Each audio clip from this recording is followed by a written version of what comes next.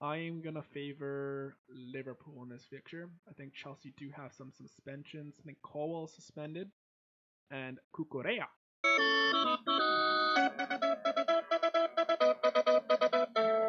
Welcome back. FPL is back. Game week 8 score predictions video.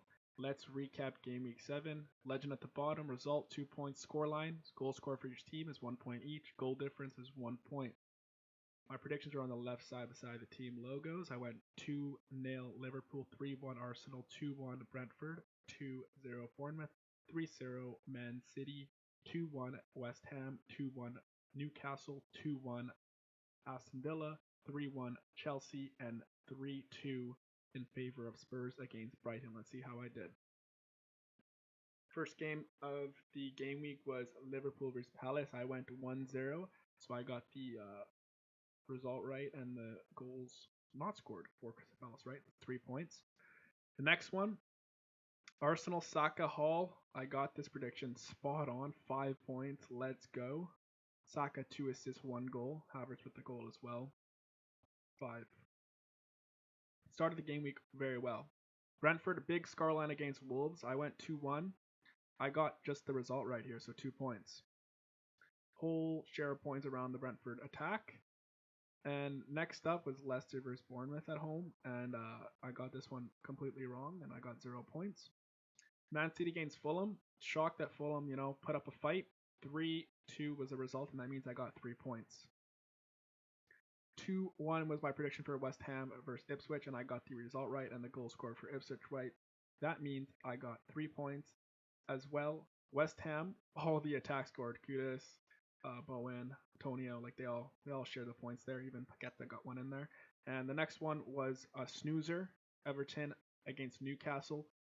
Pickford saved a penalty against the former Evertonian Gordon, which kept the game 0-0, and I got 0 points. Sunday's fixtures, another snoozer to start the Sunday was Villa against United. That was 0-0. I got 0 points.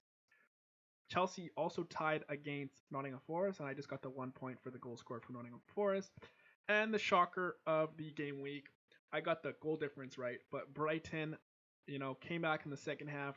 Spurs just, I was watching it before my eyes, and they weren't at it in the second half, which was very confusing, and it ended 3-2 Brighton. That means 1 point for me. So game week 7 ended with an 18-pointer, which is on the low end of our predictions, but let's see how we do for game week 8.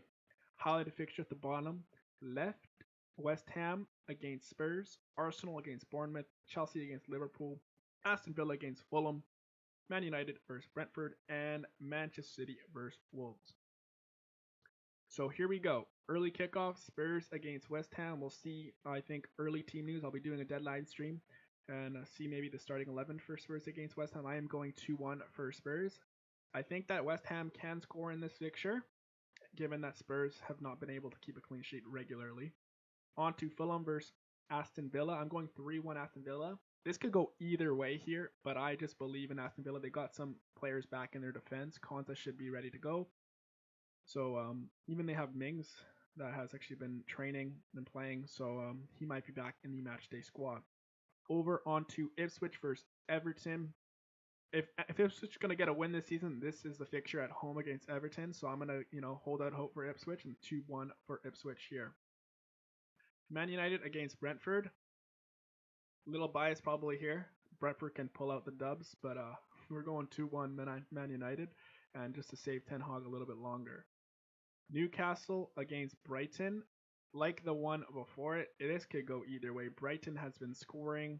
Newcastle, even though they tied Everton 0-0 last week, they can score on their day. So 3-2 is my prediction in favor of Newcastle. Southampton are hosting Leicester, and Leicester can get an away win here. I'm feeling it, and they might get a clean sheet as well. The last game on Saturday is Bournemouth hosting Arsenal. I'm going 2-0 Arsenal. See how this one goes. I think Saka may or may not be fit. Tune into the deadline stream. And Havertz was flagged. He didn't go on international duty, so he should be good to go. The back line should be somewhat good to go as well. I think Raya is back. So we'll just see it. Odegaard's still out. But I think Arsenal, even with a depleted team, can still defeat Bournemouth here. On to Sunday's fixtures. Manchester City versus Wolves. This could be a big scoreline, but I'm just going 3-0. I think 3 is modest for City. And Haaland is definitely going to be my captain. Very boring pick, but, you know, it's Wolves. So, and then the last game on Sunday is the big one, Liverpool against Chelsea. I am gonna favor Liverpool in this fixture. I think Chelsea do have some suspensions. I think Colwell is suspended and Cucurella is suspended. So Liverpool will be able to score here. And it may be a tight scoreline, it may not be, but I'm going 2-1. And then the Monday fixture, seems like Palace are always playing on Mondays. I'm going 2-1 Palace against Nottingham Forest, but not confident in this pick. I'd be hopeful for a clean sheet, but I'm just gonna let Nottingham Forest get a goal in here. So 2-1 for Palace. I think Eze may do something. So that is my predictions.